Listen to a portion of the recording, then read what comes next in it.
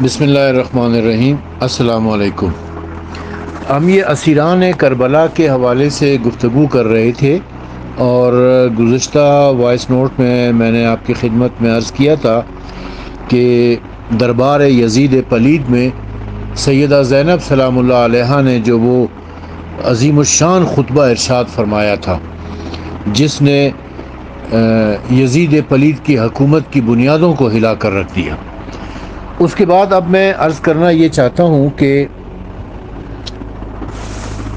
امام زین العابدین علیہ الصلاۃ والسلام نے بھی دربار یزید میں ایک بہت ہی پرمغز اور عظیم الشان خطبہ ارشاد فرمایا ہے۔ آج انشاءاللہ آپ کی خدمت میں وہ پیش کروں گا۔ یزید پلید نے امام زین العابدین کو زبانی ایذا رسانی کی خاطر کئی بار چھیڑا، مگر ہر بار امام عالی وقار نے اسے دندان شکن جواب دیے کہ یزید کھسیانہ سا ہو کر رہ گیا۔ ایک مرتبہ امام کو خطاب کر کے کہا کہ اے علی ابن الحسین، تم نے اپنے ساتھ خدا کا سلوک کیسا دیکھا؟ امام سجاد علیہ السلام نے فرمایا، میں نے وہی دیکھا ہے جس کا خدا نے زمین اور آسمان کی خلقت سے بھی پہلے فیصلہ کر دیا تھا۔ یعنی جو میں یہ بات کہتا ہوں نا کہ شہداء کربلا کے نام لوح محفوظ میں لکھے ہوئے تھے، اللہ تعالیٰ نے اپنی پوری مخلوق میں سے ان لوگوں کو چنا تھا، شہداء کربلا کو منتخب کیا تھا، اور یہ کہاں سے کربلا کے میدان میں آ کر اکٹھے ہوئے تھے، مختلف علاقوں سے، یہ مختلف مقامات سے آ کر کربلا کے میدان میں اکٹھے ہوئے، اور انہوں نے اللہ تعالیٰ کے لیے اپنی جانیں قربان کی تھی۔ تو یہ پہلے سے لوح محفوظ میں طے تھا۔ یہی بات امام سجاد علیہ السلام نے یزید پلید کے دربار میں کہی۔ یزید نے کہا، اے فرزند حسین، تیرے باپ نے مجھ سے قطع رحمی کی، میرے حق کو نہ پہچانا، اور میری سلطنت میں مجھ سے جھگڑا کیا، لہٰذا آپ نے دیکھ لیا کہ خدا نے اس کے ساتھ کیا سلوک کیا۔ امام سجاد علیہ السلام نے جواب میں یہ آیت پڑھی، زمین میں تمہیں جو کچھ مصیبت پہنچتی ہے وہ تمہاری خلقت سے پہلے کتاب یعنی لوح محفوظ میں لکھی ہوئی ہوتی ہے، اور یہ بات خدا کے لیے بالکل آسان ہے۔ بس ہم وہ لوگ ہیں جو چیز ہم سے فوت ہو جائے اس پر افسوس نہیں کرتے، اور جو ہمیں مل جائے اس پر خوش و خرم نہیں ہوتے۔ یزید نے پھر امام سجاد کو مخاطب کرتے ہوئے کہا کہ آپ کے جد علی اور آپ کے باپ حسین نے چاہا کہ وہ امیر اور بادشاہ بنے، لیکن خدا کا شکر ہے جس نے ان کو قتل کیا۔ امام سجاد علیہ السلام نے فرمایا، اے یزید، ابھی تو پیدا بھی نہیں ہوا تھا کہ میرے آباء و اجداد کے خانوادے میں نبوت اور امارت موجود تھی۔ جب اس طرح سوال و جواب سے یزید ذلیل و رسوا ہوا تو اپنی خفت اور سبکی کو کم کرنے کے لیے ایک دین فروش خطیب کو حکم دیا کہ ممبر پر جا کر بنو امیہ کے فضائل اور بنی ہاشم کی رذائل بیان کرے۔ چنانچہ خطیب نے ممبر پر جا کر معاویہ بن یزید کی مدعا کی اور امیر المومنین اور سید الشہداء کی شان میں بکواس کی۔ یہ کیفیت دیکھ کر امام زین العابدین نے بآواز بلند فرمایا، اے خطیب، افسوس ہے تجھ پر، تو نے خالق کو ناراض کر کے مخلوق کی رضامندی حاصل کی ہے، اس لیے تو جہنم میں اپنی جگہ مہیا سمجھ۔ جب وہ دین فروش ملا ممبر سے نیچے اترا تو امام نے یزید سے کہا، مجھے اجازت دے کہ میں ممبر پر چڑھوں اور اللہ تعالیٰ کی حمد و ثنا بیان کروں۔ یزید نے پس و پیش سے کام لیا، لیکن حاضرین دربار نے یزید سے اصرار کیا اور کہا کہ یہ تو بیمار شخص ہے، بات نہیں کر سکتا ہے، اسے اس کی خواہش پوری ہو لینے دو۔ بس یہ کہنا تھا کہ فرزند رسول اللہ صلی اللہ علیہ وآلہ وسلم، شیر خدا کے بیٹے اور سید الشہداء کے لخت جگر امام زین العابدین علیہ السلام اپنے اصلی مقام پر یعنی ممبر رسول پر آ کر بیٹھے اور اللہ تعالیٰ کی حمد و ثنا اور پیغمبر اسلام پر درود و سلام بھیجنے کے بعد فرمایا ایھا الناس، جو شخص مجھے پہچانتا ہے وہ تو پہچانتا ہی ہے، اور جو نہیں پہچانتا میں اسے اپنا تعارف کرا دیتا ہوں۔ میں علی ابن الحسین ہوں، میں بشیر و نذیر کا بیٹا ہوں، میں داعی اللہ کا بیٹا ہوں، میں سراج منیر کا بیٹا ہوں، میں رسول اللہ کا بیٹا ہوں، میں خاتم النبیین کا بیٹا ہوں، میں سید المرسلین کا بیٹا ہوں، میں رحمت للعالمین کا بیٹا ہوں، میں صاحب مکہ و منا ہوں، میں صاحب صفا و مروہ ہوں، میں فرزند مصطفیٰ ہوں، میں اس باپ کا بیٹا ہوں جس کی شان مخفی نہیں ہے، میں اس کا بیٹا ہوں جو اس قدر بلند ہوا ہے کہ سدرۃ المنتہا سے بھی آگے بڑھ گیا اور مقام قاب قوسین تک جا پہنچا، میں اس کا بیٹا ہوں جس نے فرشتوں کو نماز پڑھائی ہے، میں اس کا بیٹا ہوں جسے مسجد حرام سے مسجد اقصی تک سیر کرائی گئی ہے، میں علی مرتضیٰ کا بیٹا ہوں، میں فاطمہ زہرا کا بیٹا ہوں، میں ختیجۃ الکبریٰ کا بیٹا ہوں جو محسن اسلام ہے، میں اس فرزند کا بیٹا ہوں جسے ظلم و ستم کے ساتھ شہید کیا گیا ہے، میں اس کا بیٹا ہوں جسے پس گردن سے ذبح کیا گیا ہے، میں اس کا بیٹا ہوں جو پیاسا ہی شہید کیا گیا ہے، میں شہید کربلا کا بیٹا ہوں، میں اس کا بیٹا ہوں جس کی دوش سے چادر اور سر سے امامہ اتار لیا گیا ہے، میں اس کا بیٹا ہوں جس پر فرشتوں نے آسمان میں اور جنوں نے زمین میں اور پرندوں نے ہوا میں گریا و بقا کیا ہے، میں اس کا بیٹا ہوں جس کا سر نو کے سنا پر توفتاً درباروں میں پیش کیا گیا ہے، میں اس کا بیٹا ہوں جس کی مستورات کو عراق سے شام قید کر کے لایا گیا ہے۔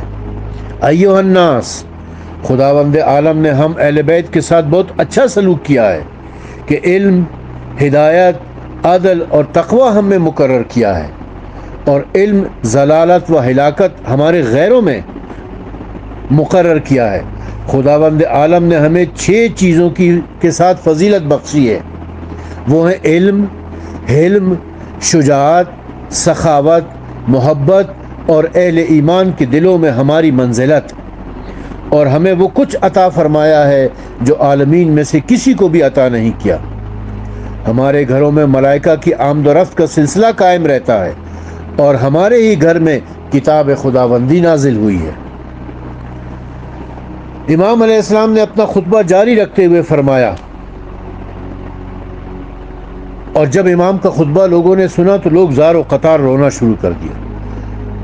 جب یزید نے یہ نازک صورتحال دیکھی اور دیکھا کہ لوگوں کے ذہن تبدیل ہو رہے ہیں تو مؤذن کو حکم دیا کہ وہ اذان کہے۔ مؤذن نے اذان شروع کی، اللہ اکبر اللہ اکبر۔ امام نے جواباً جل جلالہ کے الفاظ ادا کیے، لبیک یا اللہ، لبیک یا اللہ۔ اشہد ان لا الہ الا اللہ جب کہا مؤذن نے تو لبیک یا اللہ، لبیک یا اللہ کی صدا امام کے منہ سے گونجی ہے۔ اور جب مؤذن نے اشہد ان محمد رسول اللہ کہا تو امام نے کہا کہ اے مؤذن ذرا ٹھہر جا، اور پھر یزید کو مخاطب کر کے کہا، یہ رسول اللہ تیرے جد ہیں یا میرے، جن کی اذان میں گواہی دی جا رہی ہے؟ یزید مجھے بتا کہ محمد رسول اللہ تیرے جد ہیں یا میرے۔ اگر تو یہ کہے کہ تیرے جد ہے تو حاضرین اور تمام لوگ گواہی دیں گے کہ تو جھوٹا ہے، اور اگر تو یہ مانتا ہے کہ یہ میرے جد ہیں تو پھر میرے باپ حسین کو ظلم و جور کے ساتھ کیوں شہید کیا گیا؟ پھر ان کے مال و اسباب کو کیوں لوٹا گیا؟ ان کی مقدورات کو کیوں قید کیا گیا؟ اور یزید بروز قیامت ویل ہے تیرے لیے جو جہنم کا سب سے نچلا اور سخت طبقہ ہے، جبکہ میرے جد نامدار تیرے دشمن ہوں گے، وہ جنت کے سردار ہیں۔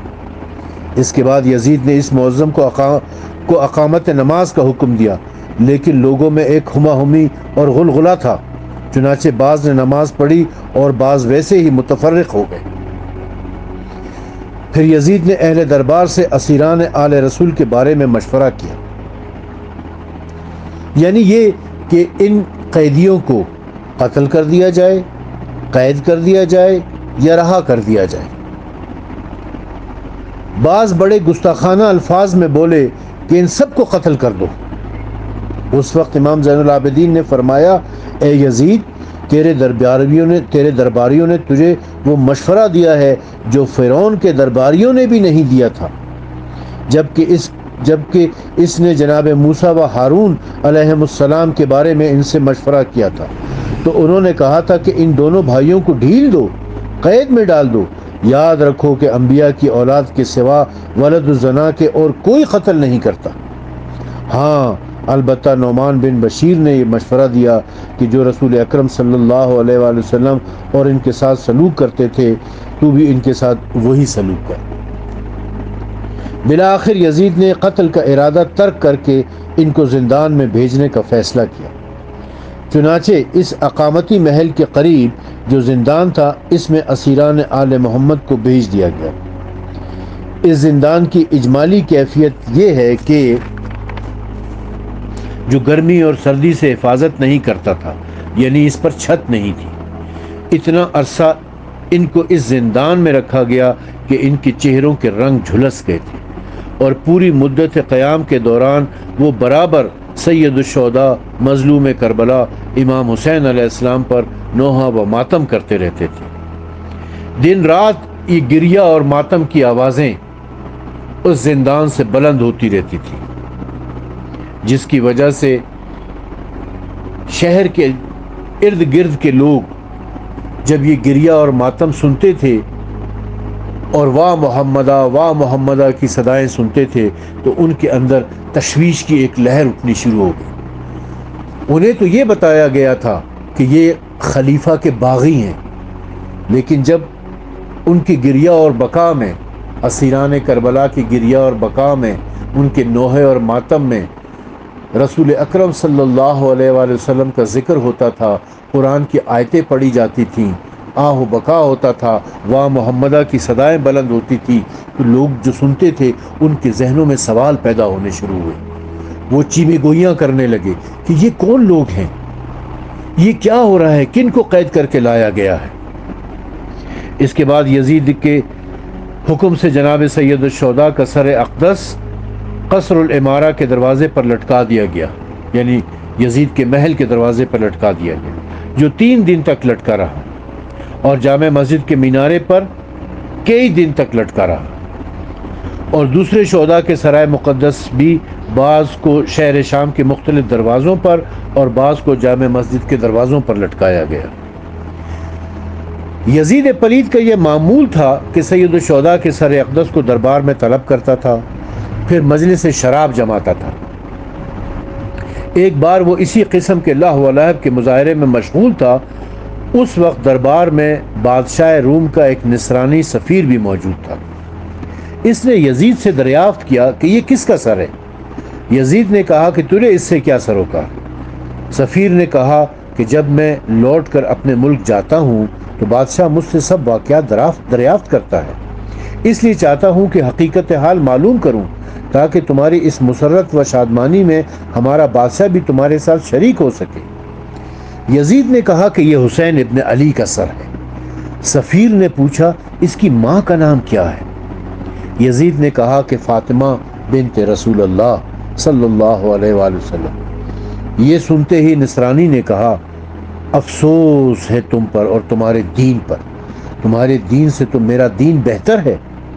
میرا باپ حضرت داؤد علیہ السلام کے نواسوں میں سے ہے، حالانکہ میرے اور حضرت داؤد علیہ السلام کے درمیان 70 پشتوں کا فاصلہ ہے، لیکن اس کے باوجود تمام عیسائی، تمام مسیحی لوگ محض یہ سمجھ کر کہ میں حضرت داؤد علیہ السلام کا نواسا ہوں میری اس قدر تعظیم کرتے ہیں کہ میرے قدموں کی مٹی بطور تبرک حاصل کرتے ہیں، مگر تم نے اپنی نبی کی بیٹی کے دختر کے بیٹے کو قتل کر دیا ہے، حالانکہ تمہارے اور تمہارے رسول کے درمیان صرف ایک ماں کا فاصلہ ہے۔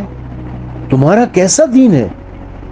پھر سفیر روم نے یزید سے کہا تجھے کنسیہ حافر والا واقعے کا علم ہے؟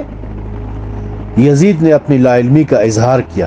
سفیر نے کہا کہ عمان اور چین کے درمیان ایک بڑا عظیم الشان شہر ہے جس میں مسیحی لوگ آباد ہیں۔ اس میں کئی گرجے ہیں، ان میں سب سے بڑا کنسیہ حافر ہے۔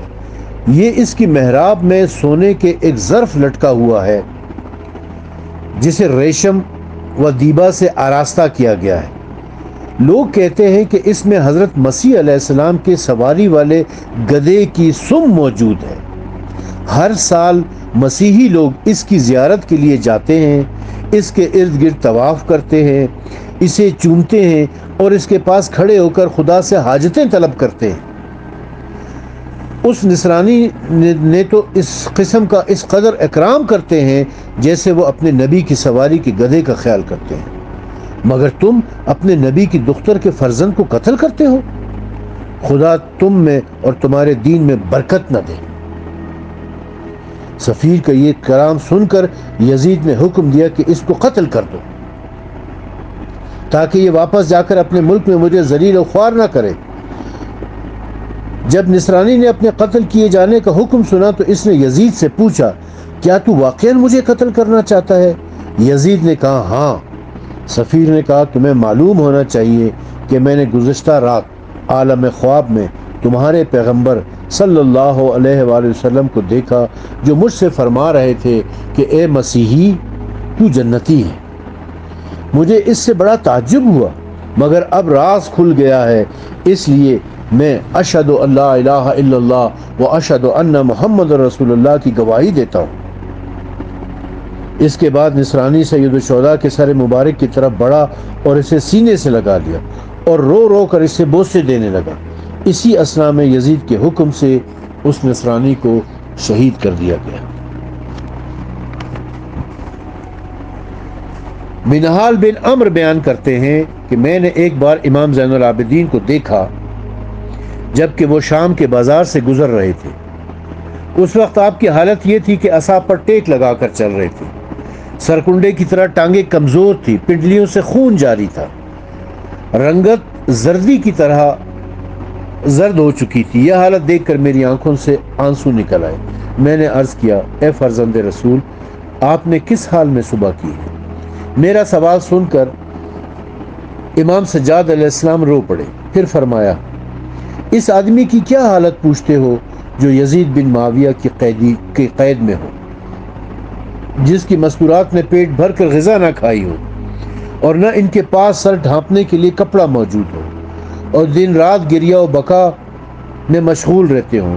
پھر فرمایا اے منہار، اس امت میں ہماری حالت وہی ہے جو آل فرعون میں بنی اسرائیل کی تھی، جو ان کے لڑکوں کو قتل کرتے تھے اور ان کی لڑکیوں کو زندہ چھوڑ دیتے تھے۔ اہل عرب اہل عجم کے بالمقابل فخر کرتے ہیں کہ جناب محمد مصطفیٰ عربی ہیں، پھر قریش تمام عربوں کے سامنے فخر کرتے ہیں کہ جناب رسول خدا ان کے خاندان سے ہیں، مگر ہم اہل بیت رسول کی حالت یہ ہے کہ ہمارے حقوق غصب کر لیے گئے ہیں، پھر ہمیں قتل کیا گیا ہے اور وطن سے بے وطن کر دیا گیا ہے۔ جب بھی یزید ہمیں بلاتا ہے تو ہم یہی خیال کرتے ہیں کہ اب وہ ہمیں قتل کر دے گا۔ یہاں پر ایک خواب کا ذکر کرنا میں ضروری سمجھتا ہوں کہ جو سکینہ بنت الحسین سلام اللہ علیہا نے دیکھا تھا۔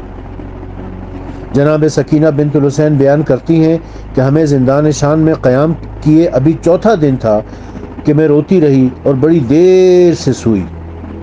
سونے کے بعد خواب میں دیکھتی ہوں کہ 5 نوری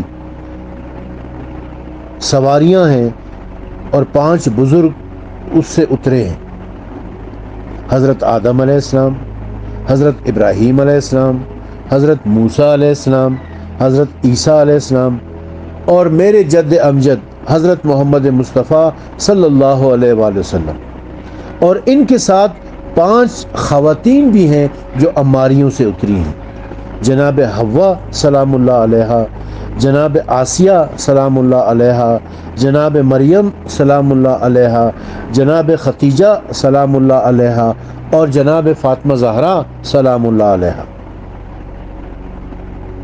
پہلے جناب سکینہ نے اپنے جد نامدار کی خدمت میں اپنے مصائب اور آلام کا تذکرہ کیا، یعنی رسول اکرم صلی اللہ علیہ وآلہ وسلم کی خدمت میں گریہ کرتی رہی اور اپنے اوپر ہونے والے مصائب بیان کرتی رہی۔ پھر اپنی جد ماجدہ سیدہ فاطمہ زہرا سلام اللہ علیہا کی خدمت میں حاضر ہوئی اور کہا کہ دادی جان، بخدا لوگوں نے ہمارے حق کا انکار کیا۔ اے دادی جان، بخدا لوگوں نے ہماری جمعیت کو پراگندہ کر دیا، ہماری حرمت کا خیال نہ کیا۔ اے دادی جان، بخدا لوگوں نے ہمارے بابا حسین کو شہید کر دیا۔ سیدہ فاطمہ زہرا سلام اللہ علیہا نے روتے ہوئے کہا، اے سکینہ، چپ ہو جاؤ، تو نے میرے قلب کو ٹکڑے ٹکڑے کر دیا ہے۔ یہ دیکھو تمہارے بابا حسین کی قمیص، خون آلود قمیص، جب تک میں اسے لے کر بارگاہ پروردگار عالم میں پیش نہ ہوں گی، اس وقت تک یہ قمیص کوئی مجھ سے جدا نہیں کر سکتا۔ اسیران کربلا کتنے عرصے یزید پلید کی قید میں رہے، اس حوالے سے بہت ساری روایات ہیں۔ کچھ تقریباً 11 روایات کا میں نے مطالعہ کیا ہے۔ بعض روایات میں تو 1 سال تک کا ذکر ہوا ہے، بعض میں کئی مہینوں کا ذکر ہوا ہے، بعض میں چند دنوں کا ذکر ہوا ہے۔